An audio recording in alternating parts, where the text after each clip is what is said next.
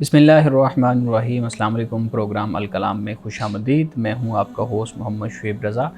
नाज़रीन किराम, ये प्रोग्राम जो सिटी न्यूज़ नेटवर्क और इदारा फ़िक्र जदीद के इश्तराक से शुरू किया गया है, इसके पहले हिस्से में हम कुरान करीम की कुछ आयात को समझने की कोशिश करते हैं और दूसरे हिस्सा में अपने आहद के नुमाइंदा सियासी, समाजी, मज़हबी मौज़ूआत पर पैदा होने वाले सवालात के जवाबात एक नए नुक्ता नज़र से जानने की कोशिश करते हैं। हस्ब साबिक हमारे साथ शरीक गुफ्तगू हैं जनाब मोहम्मद अमानत रसूल साहब। अमानत साहब, बहुत शुक्रिया आपके वक्त का। मेरी मुआवनत के लिए मौजूद हैं जनाब डॉक्टर उमर साहब। Thank you so much doctor साहब। नाज़रीन किराम, आपकी स्क्रीन पे हमारा व्हाट्सएप नंबर आ रहा होगा, आप अपने सवालात उस व्हाट्सएप नंबर पर भेज सकते हैं। हम इंशाल्लाह आपके सवालात को ज़रूर एड्रेस करेंगे।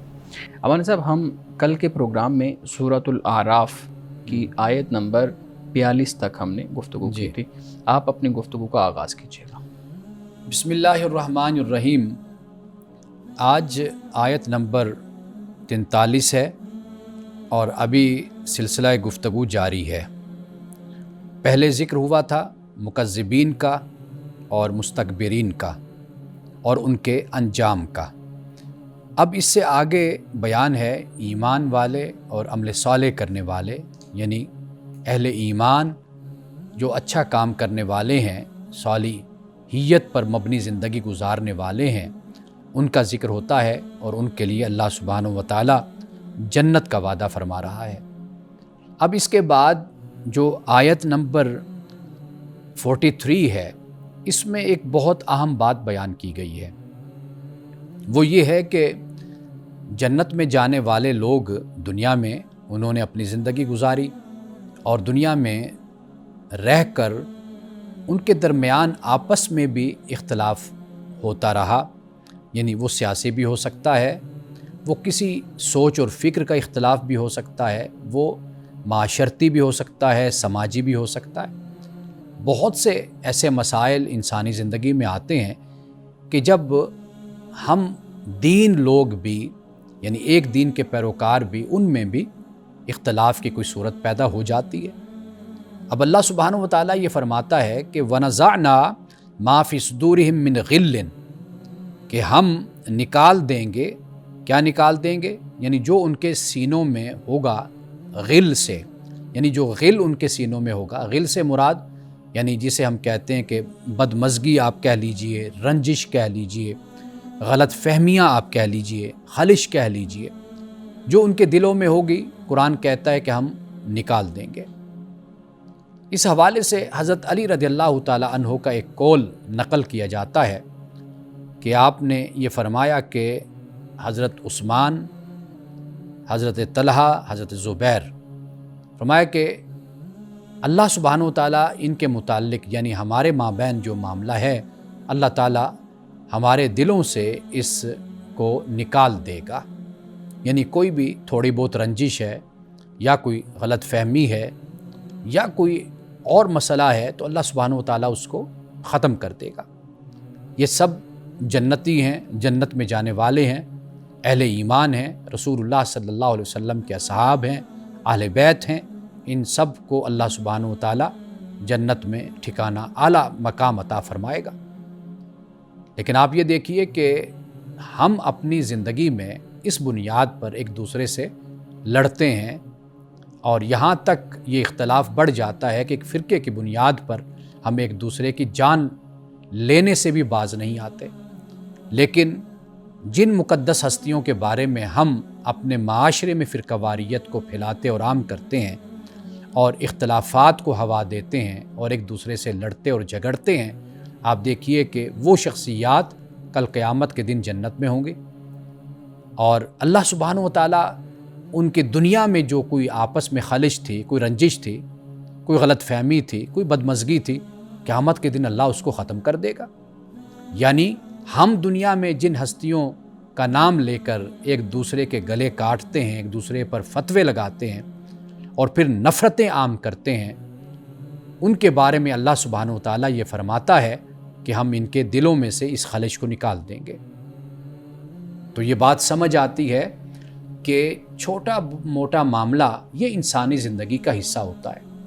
हम ख़याल लोग भी इख्तलाफ करते हैं, हम ख़याल लोग भी जब किसी मनसब पर, किसी मर्तबे पर होते हैं तो वहाँ पर معاملات کو حل کرنے میں، مسائل کو حل کرنے میں اختلاف ہوتا ہے، اور یہ فطری بات ہوتی ہے۔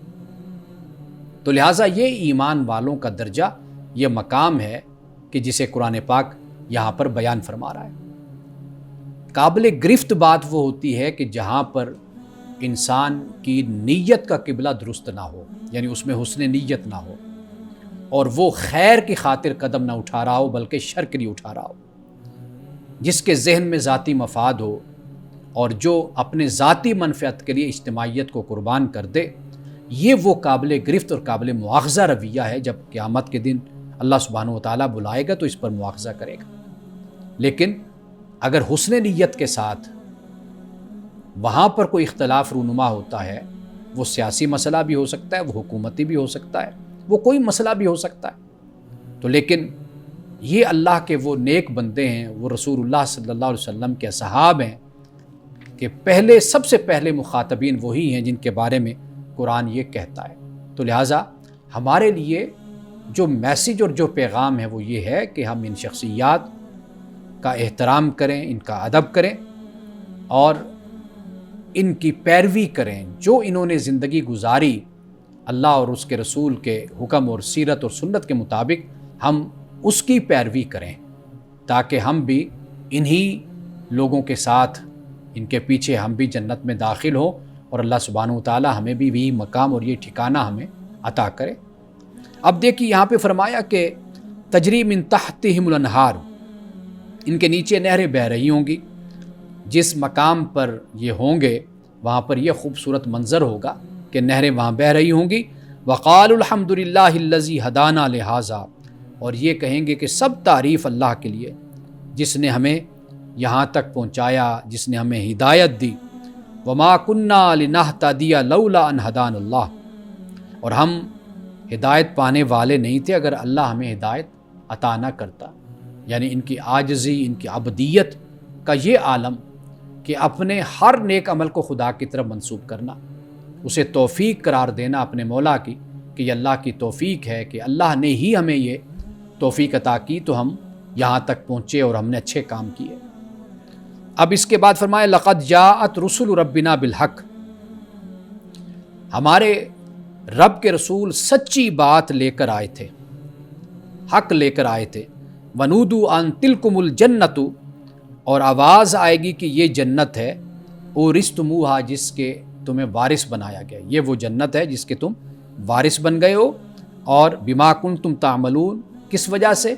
اس وجہ سے کہ تم اچھے کام کرتے تھے، اعمال کے بدلے میں اللہ تمہیں یہ عطا فرماتا ہے۔ لیکن یعنی بندگی کا مقام دیکھیے کہ بندہ یہ کہتا ہے کہ میرے رب کی توفیق ہے، اگر وہ ہدایت نہ دیتا تو ہم ہدایت یافتہ نہ ہوتے۔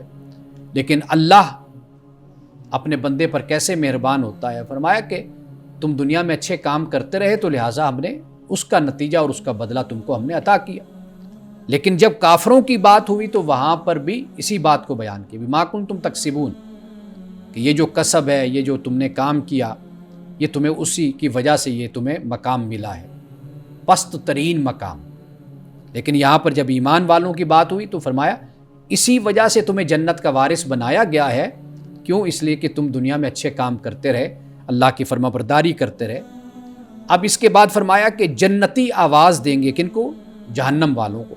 اب جہنم والوں کو آواز اس لیے دیں گے، دنیا میں ایک دوسرے سے پہچان تو تھی نا، تعارف تو تھا، اب آواز دیں گے ان قد وجدنا ما وعدنا ربنا حقا، کہ کہیں گے کہ ہم سے ہمارے رب نے جو وعدہ کیا تھا ہم نے اس کو سچا پایا، اللہ نے ہر وعدہ ہمارے ساتھ پورا کر لیا، یہ جنتی کہیں گے۔ اور جو جہنمی ہوں گے ان سے پوچھیں گے فہل وجدتم ما وعد ربکم حقا، جو تم سے تمہارے رب نے وعدہ کیا اس کا کیا معاملہ ہوا؟ قالوا نعم، وہ کہیں گے بالکل وہ بھی ہوا۔ فأذن مؤذن بینہم اللعنۃ اللہ علی الظالمین، پھر ایک پکارنے والا دونوں کے درمیان پکارے گا اللہ کی لعنت ہو ظالموں پر، ان مشرکوں پر، کہ ہدایت تو دونوں کو دی گئی، جنتی جہنمی، دنیا میں ہدایت دونوں کو پہنچائی گئی، لیکن وہ جنتی بنے اپنے ایمان عمل صالح کی وجہ سے، اور یہ جہنمی بنے تکذیب کی وجہ سے اور استکبار کی وجہ سے۔ اب فرمایا الذین یصدون عن سبیل اللہ، اب یہ ظالم کون ہے؟ کہ جو اللہ کی راہ سے روکتے تھے، وَيَبْغُونَهَا عِوَجًا، اور اس میں کجی ڈھونڈتے تھے، یعنی اللہ نے ہدایت دی، سیدھی راہ دکھا دی، بتایا، لیکن چونکہ بدنیت لوگ تھے، سرکش لوگ تھے، تو لہٰذا کوشش یہ ہوتی تھی کہ ایسی باتوں میں الجھا دیا جائے کہ جو حق بات ہے، سچ بات ہے، وہ واضح نہ ہو. نیت کی خرابی تھی. اس کے بعد فرمایا وَهُمْ بِالْآخِرَةِ کافرون، اور یہ لوگ آخرت کے بھی منکر تھے. جب اب آخرت قائم ہو گئی، اب ان کو پتہ چل گیا کہ آخرت آ گئی ہے، اب حساب و کتاب ہوگا، اب پچھتاوے کے سوا ان کے پاس کچھ اور نہیں. ناظرین کرام، یہاں وقت ہوا چاہتا ہے ایک بریک کا، ہمارے ساتھ رہیے گا.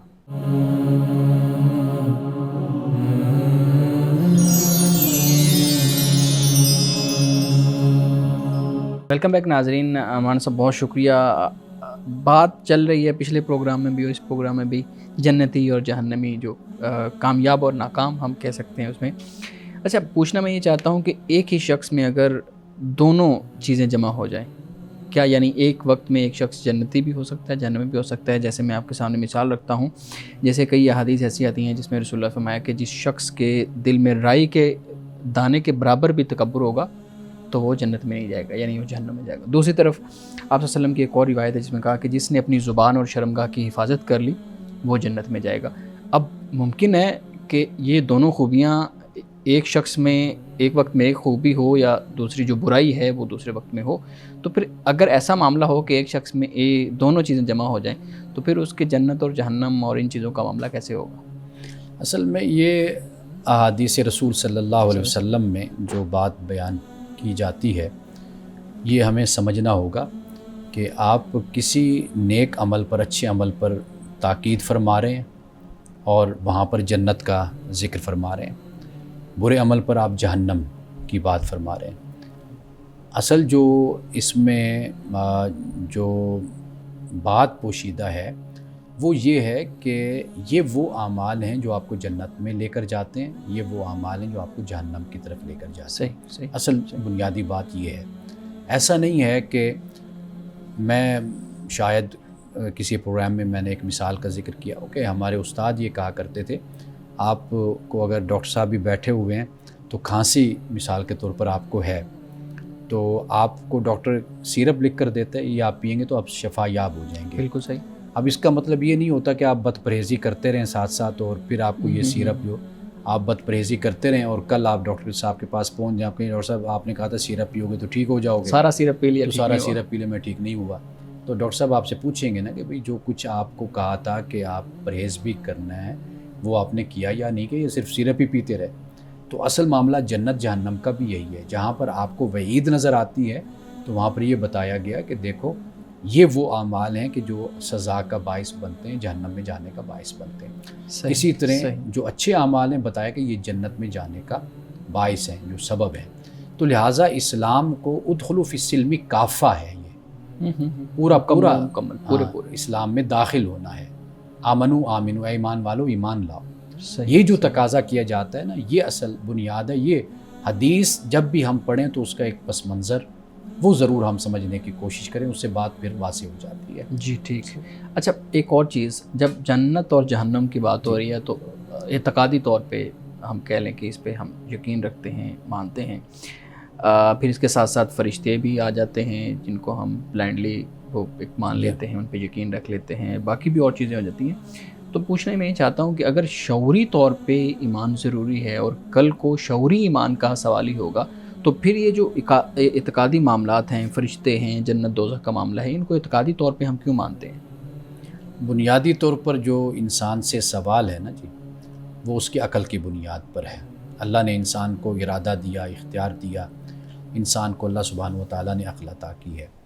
اب یہ جو عقل ہے، جب انسان تدبر کرے، تفکر کرے، اور تدبر اور تفکر جو ایمان سے پہلے کرنے کے بعد، یعنی پہلے ایمان سے پہلے تدبر، تفکر، غور و فکر، یہ معاملہ انسان کا ہوتا ہے اور یہ اس کے ایک لحاظ سے ذمے ہے اور اس کو چاہیے.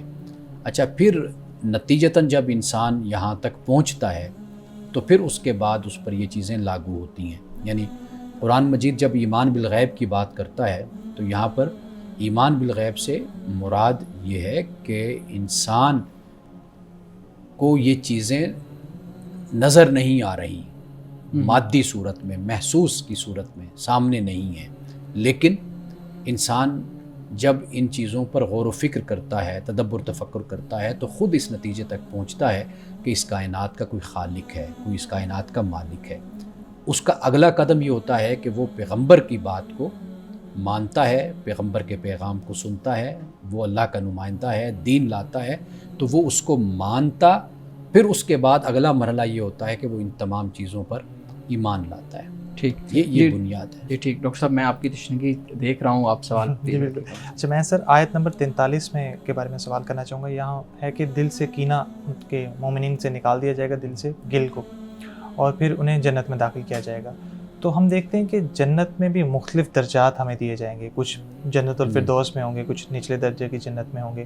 تو کیا یہ ممکن ہے کہ وہاں جا کے پھر سے ہمارے درمیان ایک کینہ یا حسد کا پہلو دوبارہ سے ہمارے دلوں میں پیدا ہو کہ یہ مجھ سے اوپر والی جنت میں اور میں نیچے والی جنت میں ہوں، یا یہ پیوریفیکیشن بس ایک بار ہوگی تو یہ مکمل ہمیشہ رہے گی؟ دیکھیے، یہ دنیا ہے، اس میں انسان کے لیے جذبات، احساسات یا وارث جو انسان کو لاحق ہوتے ہیں، یہ بطور آزمائش اور بطور امتحان کے ہیں، تو لہٰذا یہ معاملات سارے اسی دنیا تک ہی ہیں۔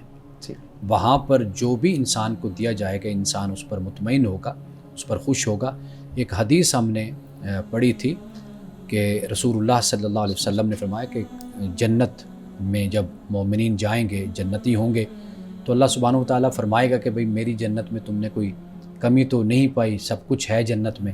تو سارے کہیں گے کہ یا اللہ سب کچھ جو ہم نے چاہا، کوئی کمی اس تیری جنت میں پرفیکٹ ہے۔ وہ پھر اللہ پاک فرمائے گا میں تمہیں اس سے بھی بڑی ایک چیز دینے والا ہوں۔ وہ پھر اللہ تعالیٰ کا دیدار، اللہ سے ملاقات، اللہ کی رضا، خاص طور پر رضا کا ذکر ہمیں حدیث میں ملتا ہے کہ میں تمہیں اپنی خوشنودی، اپنی رضا، خوشی دے رہا ہوں۔ تو یہ وہ چیز ہوگی جو جنت میں بھی سب سے بڑی نعمت ہوگی۔ تو لہٰذا وہاں پر اس طرح کے جو جذبات اور احساسات ہیں وہ نہیں ہوں گے۔ صحیح۔ اچھا مولانا صاحب، آپ نے اپنی گفتگو میں بہت بہتر طریقے سے اس چیز کو بیان کیا کہ ہمارے ہاں جو اصحاب رسول کو ایک دوسرے سے بڑھا کے ان کی فضیلت بیان کرنے والا معاملہ ہے، اور پھر اس سے اتنی تفرقہ بازی اور یہ چیزیں ہوتی ہیں کہ خدا کی پناہ کہ ہم جیسے الفاظ اور جیسی چیزیں سنتے ہیں۔ اب یہ بتائیے گا کہ ایک صحابی دوسرے صحابی کو بڑھا کے ان کی فضیلت زیادہ کر کے بیان کرنا، کسی کی کم کر کے بیان کرنا، ایسی بحث اب ہمیں ٹی وی چینلز پہ، ہمیں یوٹیوب پہ، ہمیں سوشل میڈیا پہ ملتی ہے، اور اس پہ بڑے بڑے اسکالرز اس میں جو ہے نا وہ انوالو ہو رہے ہیں۔ کیا ایسی بحث ہونی چاہیے؟ ہمیں کسی کو اس کی فضیلت والے معاملے میں ہمیں پڑھنا چاہیے یا نہیں؟ دیکھیے، پہلی بات تو یہ ہے کہ توہین بڑی مختلف چیز ہے، فضیلت بڑی مختلف چیز ہے۔ جس میں خود قرآن مجید نے درجات کو بیان کیا ہے، اور اسی بنیاد پر پھر ہمارے علماء نے ان درجات کو بیان بھی کیا ہے جو قرآن نے یعنی ایک وہ اصحاب رسول صلی اللہ علیہ وسلم ہیں کہ جو پہلے دن ہی، یعنی ایک زمانہ وہ ہے جو انذر عشیرتک الاقربین کا زمانہ ہے کہ اللہ پاک فرماتا ہے کہ اپنے رشتہ داروں کو آپ ڈرائیں، ان کو آگاہ کریں، خبردار کریں۔ اس سے پہلے بھی کا زمانہ ہے، ٹھیک ہے نا جی، اب اس میں بھی مسلمان ہوئے، اب ان کا درجہ اور ہوتا ہے۔ اچھا، پھر اس کے بعد جب اعلان ہوا، پھر لوگ مسلمان ہوئے، ان کا درجہ وہ دوسرا بن جاتا ہے۔ پھر اسی طرح جیسے جیسے وقت گزرتا چلا گیا، لوگ ایمان لاتے گئے، تو وہ ان درجات کو اسے تو کیٹاگرائز خود قرآن مجید نے کیا نا، سلۃ من الاولین وسلۃ من الآخرین بھی ہے، السابقون الاولون والمہاجرین والانصار بھی ہے، قرآن پاک نے وہ سارا بیان کیا۔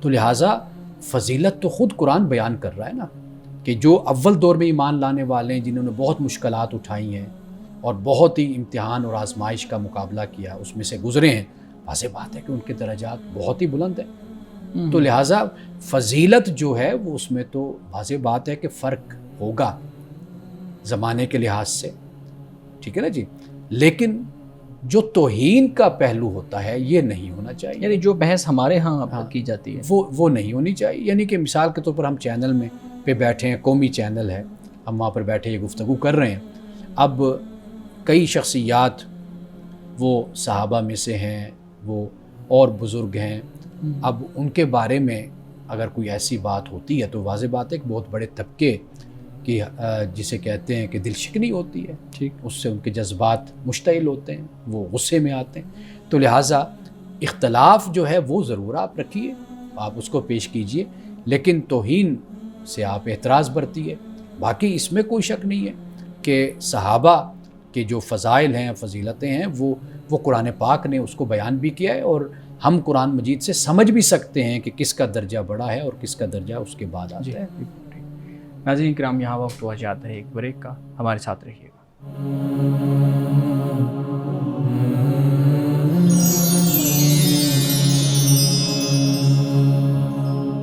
پروگرام میں ایک دفعہ پھر خوش آمدید. جی ڈاکٹر صاحب آپ سوال کرنا چاہیں؟ پوچھنا چاہوں گا سر, یہ آج کے درس میں ہم نے بات کی, اللہ تعالیٰ نے آخر میں ذکر کیا ہے آخرت پر بھی ایمان نہیں رکھتے تھے یہ لوگ. تو آخرت کا جو تصور ہے یہ کتنا اہم ہے؟ اللہ تعالیٰ اس کو مطلب اپنے ذکر کے ساتھ, جنت جہنم کے ذکر کے ساتھ آخرت کے تصور کو بہت کلیدی یعنی کہ اہمیت دی جاتی ہے. تو یہ آخرت کا ذکر اس کی کیا اہمیت؟ دیکھیے, اگر آخرت کا عقیدہ نہ ہو نا تو اس زندگی کا کوئی مقصد نہیں رہتا. آپ ہمیشہ کسی کو بھی قائل کرتے ہیں نا کسی بات پر, آپ اس کو ایک موٹیویشن دیتے ہیں, آپ اس کو ایک نتیجہ دیتے ہیں, آپ اس کو ایک انعام دیتے ہیں. یہ بہت ضروری ہوتا ہے. انسانی نفسیات بھی یہی ہے. جب اللہ پاک آخرت کا فرماتا ہے, اس دنیا میں ممکن ہے کہ کسی کے ساتھ انصاف ہو یا نہ ہو, ممکن ہے کہ اس کو اپنی محنت کا نتیجہ اس دنیا میں ملے نہ ملے, مستحق کو اس کا حق ملے نہ ملے, ظالم اپنے انجام کو پہنچے نہ پہنچے, مظلوم خوش ہو یا نہ ہو سکے. تو یہ جو آخرت کا تصور ہے یہ بہت ضروری ہے. یعنی یہ انسان کے جو اعمال ہوتے ہیں نا ان میں مقصدیت پیدا کر دیتا ہے آخرت. کہ آپ کچھ کر رہے ہیں نا, آپ کئی دفعہ ایسے عمل بھی سر انجام دے رہے ہوتے ہیں جس کا نتیجہ آپ کو اسی وقت فوراً نہیں مل رہا ہوتا. لیکن جب آپ یہ سوچتے ہیں کہ میں یہ جو کچھ کر رہا ہوں یہ میرے خدا کی طرف جا رہا ہے یہ عمل, اور آخرت میں مجھے اللہ تعالیٰ اس کا اجر دے گا, تو آخرت کا عقیدہ اس کا بڑا اہم کردار ہے انسانی زندگی میں. لیکن اس میں ایک اور سوال پیدا ہوتا ہے امانت صاحب کہ لوگ پھر کہیں گے کہ یہ تو لالچ کی بنیاد پہ خدا کی عبادت کی جا رہی ہے. جی, تو اس کو اس طرح اسے جوڑ دیا جائے گا, یعنی یا ایک طرف لالچ ہے یا خوف ہے. دیکھیے یہ انسانی فطرت ہے. یعنی انسان یا تو سزا سے ڈرتا ہے تو نیک کام کرتا ہے, قانون کی پابندی کرتا ہے, یا انسان یہ ہوتا ہے رغبت دلائی جاتی ہے, ترغیب ہوتی ہے, تحریص ہوتی ہے, اس بنیاد پر عمل کرتا ہے. آپ دنیا کا نظام دیکھ لیں, بڑی بڑی سلطنتیں, ریاستیں, بڑے بڑے اسٹیٹس آپ دیکھ لیں کہ وہاں پر اسی پر ہی سارا نظام چل رہا ہوتا ہے. مثال کے طور پر میں نے دیکھا ہے جن ملکوں میں ٹیکس کا اعلیٰ نظام ہے وہاں پر جو لوگ پابندی سے ٹیکس دیتے ہیں, زیادہ دیتے ہیں, خوشی سے زیادہ کماتے ہیں, زیادہ دیتے ہیں, ان کو اسٹیٹ کی طرف سے بڑا پریویلیج دیا جاتا ہے, بڑا ایک اسٹیٹس دیا جاتا ہے, زیادہ سہولیت دی زیادہ زیادہ وہ اچھے سٹیزن کہلاتے ہیں, اعلیٰ. اور اس کے مقابلے میں جو لوگ نہیں دیتے آپ دیکھیے پھر ان کو سزا ہوتی ہے. تو خدا کا جو نظام ہے اگر آپ اس پر غور کریں گے نا تو آپ دیکھیں گے کہ انسان نے اسی کو ہی اخذ کیا ہے اور پھر اپنی ریاستیں اور اپنے معاشروں میں نافذ کیا اس کو. صحیح. امان صاحب ہمارے ناظرین کے بھی کچھ سوالات ہیں.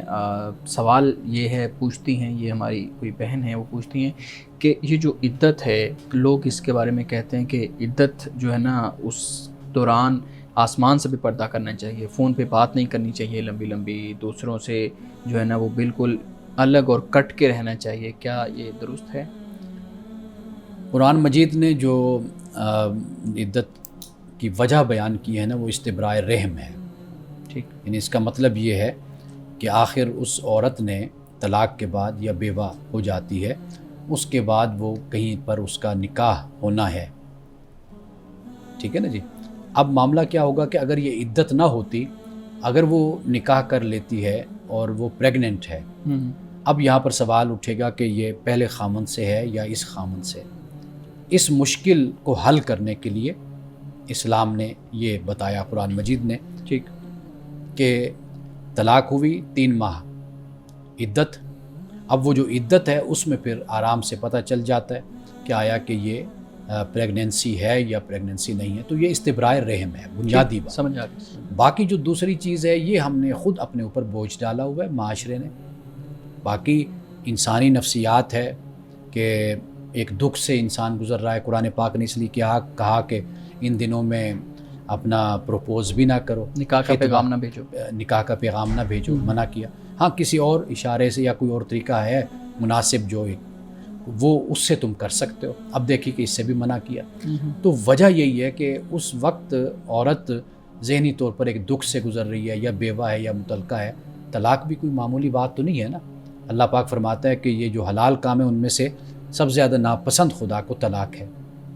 تو یہ اس وجہ سے کچھ باتیں لاگو کی جاتی ہیں، لیکن اس کو مذہبی بنیاد پر اور حدیث اور قرآن اور دین کی بنیاد پر ان رسوم کو یا ان رویوں کو پروان چڑھانا اس کی کوئی گنجائش نہیں ہے. باقی آپ کا اپنا سیٹ اپ ہوتا ہے معاشرتی، سماجی، خاندانی، اس میں تھوڑا سا ان باتوں کا خیال کر لیا جاتا ہے، تو اس کے خیال کرنے میں بھی کوئی حرج نہیں ہے. لیکن اس طریقے سے بات کو پیش کرنا یا اس طریقے سے حکم بنا کر کسی عورت پر اس کو نافذ کرنے کی کوشش کرنا، تو اس کا کوئی تعلق نہیں ہے. صحیح.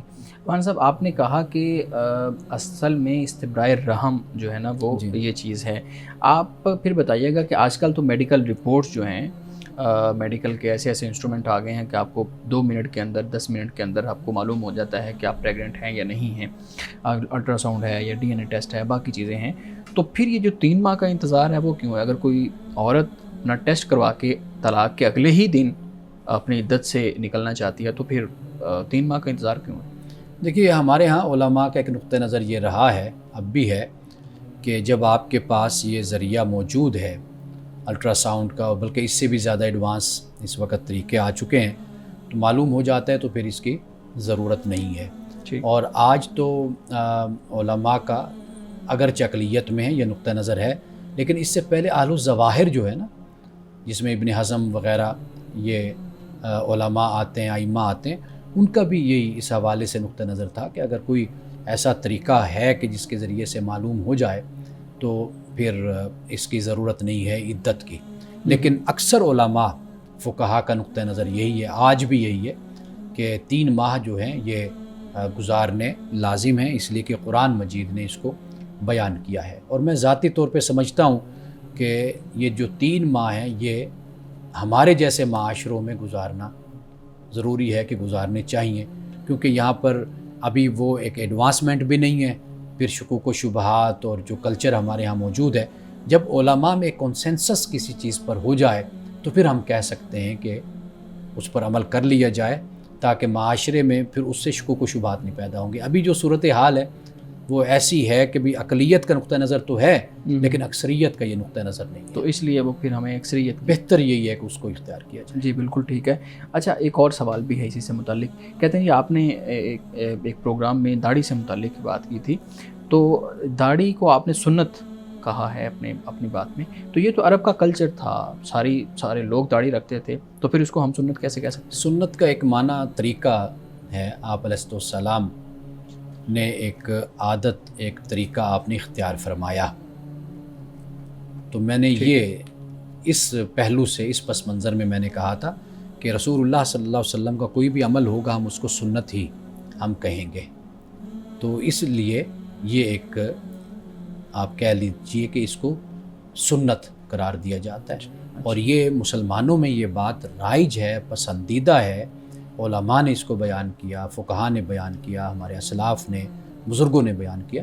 رسول اللہ سے انسان جتنا بھی ظاہری طور پر قریب ہوتا ہے یا دیگر اعمال میں قریب ہوتا ہے، وہ اتنا ہی امت میں پسندیدہ ہے کہ اس کو اختیار کیا جاتا ہے. صحیح. جی ڈاکٹر صاحب، آپ چھوٹا سا سوال کر سکتے ہیں. آج کے درس میں سر ہم نے گل لفظ پہ بات کی، کینہ اور حسد. میں جاننا چاہوں گا کہ آپ مختصراً بتا سکتے ہیں کہ ہمیں کیسے معلوم ہو کہ ہمارے اندر یہ مرض نہیں پنپ رہا، اور اگر یہ پنپ رہا ہے تو اس کی پھر کیسے اس کی تشخیص کی جائے اور علاج کیسے کیا جائے؟ جب انسان شیطان کا جو کردار ہے وہ پہلے ہم پڑھ کر آئے نا، ابلیس کا.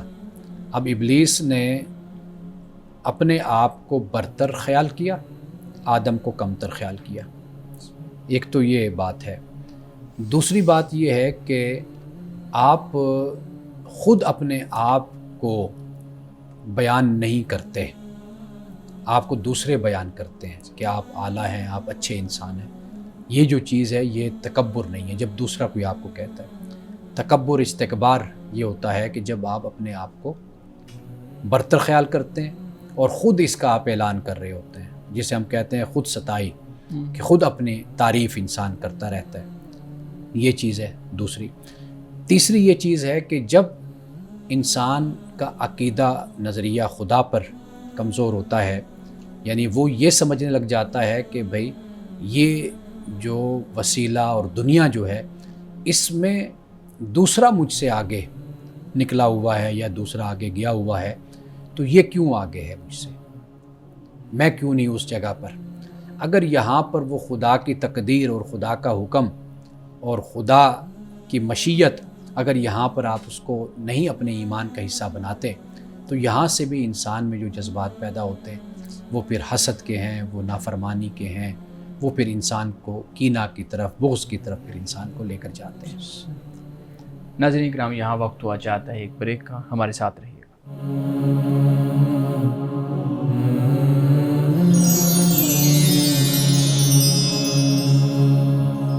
پروگرام میں ایک دفعہ پھر خوش آمدید۔ جی ڈاکٹر صاحب، آپ سوال کرنا چاہتے جی سر میرے کچھ چھوٹے چھوٹے متفرق سوالات ہیں، ان پہ اگر آپ روشنی ڈال دیجیے گا۔ میں اکثر دیکھتا ہوں کہ علماء کی یا دوسرے لوگوں کی تحریریں فیس بک پہ، سوشل میڈیا پہ پڑھتا ہوں تو فلسفے کے موضوع پر ہوتی ہیں، تو میں جب بھی یہ تحریر پڑھتا ہوں تو مجھے ایسا لگتا ہے کہ میں تھوڑا انٹلیکچولی انفیریئر ہوں، بہت مشکل الفاظ استعمال ہو رہے ہوتے ہیں، اور مباحث بھی ایسی ہوتے ہیں کہ مجھے لگتا ہے کہ ان کی کیا ہی ضرورت ہے آج کے دور میں۔ جیسے ایک میں جملہ پڑھ رہا تھا کہ میں سوچتا ہوں، میں اس لیے ہوں۔ تو میں جاننا چاہوں گا کہ جو فلسفہ مغرب سے آیا تھا، وہ لوگ تو مادی ترقی میں مصروف ہو کے آج کہاں سے کہاں پہنچ گئے ہیں، اور ہم مسلمانوں کو اگر کوئی اس طرح کے مباحث میں کوئی ضرورت پیش آتی ہے تو ہم قرآن کی طرف مراجعت کرتے ہیں اور وہاں سے ہمیں ایک تسلی بخش جواب مل جاتا ہے۔ تو آج کے دور میں کیا فلسفے کی کوئی ریلیونس موجود ہے اس علم کی؟ فلسفے کی بہت ریلیونس ہے، اور آج نہیں، ماضی میں بھی اور مستقبل میں اس کا رہے گا۔ اس کی وجہ یہ ہے کہ فلسفہ آپ کو جن سوالوں کا جواب دیتا ہے نا، وہ سائنس ان کا جواب نہیں دیتی۔ یعنی آپ کو معلوم ہے، آپ مجھ سے زیادہ بہتر جانتے ہیں کہ سائنس مادے پر تحقیق کرتی ہے، غور و فکر کرتی ہے، مادے سے جو ایجادات ہوتی ہیں وہ اس پر سارا کام اس کا ہے۔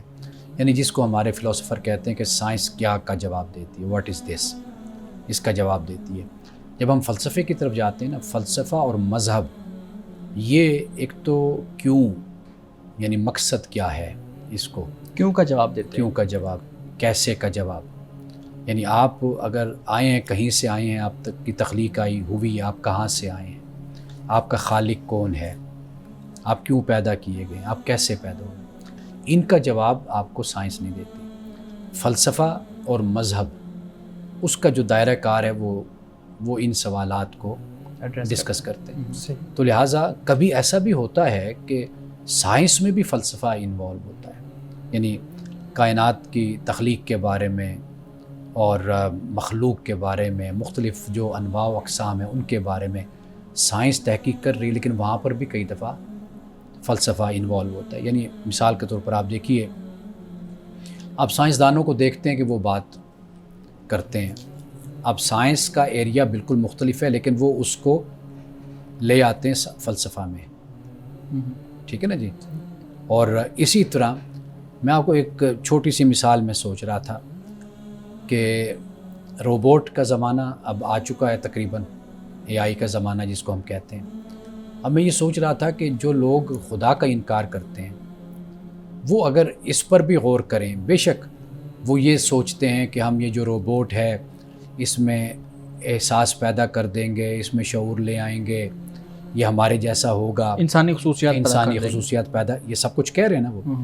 لیکن آپ یہ دیکھیے کہ ان روبوٹ کا بھی کوئی خالق تو ہے نا بنانے والا، یعنی جو خالق کا انکار کرنے والے ہیں وہ اس طرف بہت آگے ہیں۔ میں تو ان کو بھی ایتھیسٹ نہیں کہتا، میں جتنا جانتا ہوں اتنا علم میرا نہیں ہے سائنس پر، اور میں کوئی فلسفے کا اس طرح باقاعدہ اسٹوڈنٹ بھی نہیں ہوں، لیکن میں یہ دیکھتا ہوں کہ یہ ایگنوسٹک ہیں، یہ ایتھیسٹ بھی نہیں ہیں۔ ایتھیسٹ ہونا بہت مشکل ہے، کیونکہ آپ کسی ایتھیسٹ سے بات کریں گے وہ کچھ ہی دیر میں ایگنوسٹک بن جاتا ہے۔ وہ یعنی اپنے اس کا جس حقانیت کے ساتھ کہیے، جس تیقن کے ساتھ وہ بات کر رہا ہوتا ہے نا، ایک دو سوالوں کے بعد وہ ایگنوسٹک آ جاتا ہے، اس پہ آ جاتا ہے۔ اچھا، میں آپ دیکھیے کہ یہ سائنس کا مسئلہ ہے نا، روبوٹ کا مسئلہ، آپ اس میں جو خدا کو نہیں مانتے وہ بڑے اس پر دلائل اور بڑی گفتگو کرتے ہیں کہ دیکھیں یہ ہم نے روبوٹ بنا دیا، یہ انسان جیسی ہم نے چیز تیار کر دی ہے۔ اچھا، آپ نے انسان جیسے تیار کر دی، یعنی کہ وہ اس تصور کو نگیٹ کرتے کرتے اسی عقیدے کو ہی ماننے پر ان کو مجبور ہونا ہے جس کا وہ انکار کر رہے ہیں۔ یعنی انسان مخلوق ہے، آپ کہتے ہیں کہ اس کا کوئی خالق نہیں ہے، کائنات مخلوق ہے، آپ کہتے ہیں اس کا کوئی خالق نہیں ہے، لیکن روبوٹ جو انسان جیسا بن جائے گا اس کا کوئی ضرور خالق ہوگا۔ آپ اس میں ارتقا بھی دکھا رہے ہیں، ایوولوشن بھی دکھا رہے ہیں، آپ ایک طرف یہ مان رہے ہیں، سائنس ہے نا، لیکن جب آپ دیکھیے کہ فلسفہ آپ اس پر لاگو کریں، آپ دیکھیے کہ یہ اسی سوال کا جواب بن جاتا ہے کہ اگر آپ روبوٹ کو بنا رہے ہیں، آپ کچھ اور تخلیق کر رہے ہیں، اس کے پیچھے کوئی علت تو ہے نا، کوئی اس کے پیچھے ایک محرک تو ہے نا، خالق تو ہے نا جو اس کو کرنے والا۔ تو خدا اور یعنی کیسے ہم اس کا انکار کریں گے کہ اس نے کوئی بنانے والا انسان کا نہیں ہے، کائنات کا نہیں ہے۔ تو میرا خیال ہے کہ یہ سائنس کے ساتھ پھر فلسفہ بھی اس طرح انوالو ہوتا ہے اور یہ ڈسکشن آگے اسی طرح بڑھتی ہے۔ مذہب اور فلسفہ، مذہب انہی سوالوں کا جواب دیتا ہے وحی کے ذریعے سے، فلسفہ انہی سوالوں کا جواب دیتا ہے عقل کے ذریعے سے، لیکن اینڈ جو ہے وہ مذہب پہ جا کر ہونا ہے، کیونکہ مذہب اس کا بھیجا ہوا ہے کہ جو اس ساری کائنات کا اور انسان کا خالق ہے۔ اس میں ایک اور چیز اکثر کہی جاتی ہے کہ فلسفہ زیادہ سے زیادہ پڑھیں گے تو یہ آپ کے ایموشنز، احساسات کو کنٹرول کرنے کا باعث بنتا ہے، آپ کی شخصیت کے اندر ایک ٹھہراؤ لے کے آئے گا۔ تو کیا اس طرح بھی یہ معاون ثابت ہو سکتا ہے؟ جی بالکل، یعنی اگر آپ فلسفہ کے طالب علم ہیں، آپ فلسفہ پڑھتے ہیں، اور یہ جو غور اور فکر کرنے کی جو عادت ہے نا، یہ جو تدبر اور تفکر کی عادت ہے، قرآن پاک نے اس کو مختلف جگہوں پہ بیان کیا ہے۔ یہ انسان اس سفر کو جب جاری کرتا ہے تو اس کی شخصیت میں جو ایک وسعت اور ایک نکھار اور ایک گہرائی پیدا ہوتی ہے، وہ ضرور اس سے ایک طرف ایک مذہبی بندہ ہونا، بالکل ہی نابینا اور مقلد سوچ کا مالک ہو، صرف وہ کہے جی یہ جو کتاب ہے اس سے تو ہم باہر جا ہی نہیں سکتے۔ یعنی بزرگوں کی جو کتاب ہوتی ہے، میں نے دیکھا ہے کئی جماعتوں میں کہ وہ کہتے ہیں بس یہ جو ہے نا، بس ہمارے بزرگ کی جو ہے بس اس سے ہم اس سے ادھر ادھر تو بات نہیں کریں گے۔ وہاں پر جو تشدد اور شدت پیدا ہوتی ہے، اس سے کہیں بہتر وہ جو فلسفی ہوتا ہے وہ غور و فکر مسائل پہ کرتا ہے۔ دیکھیے، سفر آپ اپنے سے شروع کریں گے تو خدا تک پہنچیں گے، آپ خدا سے شروع کریں گے تو آپ کا اختتام سفر کا آپ کے اپنی ذات تک ہوگا۔ امان صاحب، آج کے حدیث مبارکہ بیان کیجیے گا۔ آج کی حدیث حضرت انس بن مالک رضی اللہ تعالی عنہ سے مروی ہے۔ آپ فرماتے ہیں کہ رسول اللہ صلی اللہ علیہ وسلم نے فرمایا، اللہ تعالیٰ کے غصہ کو، غضب کو صدقہ بجھاتا ہے اور بری موت کو بھی دور کرتا ہے۔ صدقہ یہی ہے کہ اللہ کی راہ میں خرچ کرنا، اللہ کے بندوں کا خیال کرنا، اللہ کی مخلوق کی روزی کا، رزق کا، ان کے لیے سہولت مہیا کرنا، یہ صدقہ ہے کہ انسان اللہ کی راہ میں خرچ کرتا ہے۔ تو اس سے کیا ہوتا ہے؟ فرمایا کہ ایک تو اللہ تعالیٰ کا غضب، غصہ وہ ٹھنڈا ہوتا ہے، دوسرا یہ کہ انسان کی موت وہ جو برا طریقہ یا برے طریقے سے آنی ہوتی ہے، وہ صدقے سے انسان اس سے محفوظ ہو جاتا ہے۔ ناظرین گرامی، اس دعا کے ساتھ اپنے پروگرام کا اختتام کریں گے۔ اللہ رب العزت حسن کلام اور تاثیر کلام عطا فرمائے، ہماری زبان کی گروں کو کھول دے اور سننے والوں تک خیر کا پیغام پہنچے۔ اجازت دیجیے، خدا حافظ۔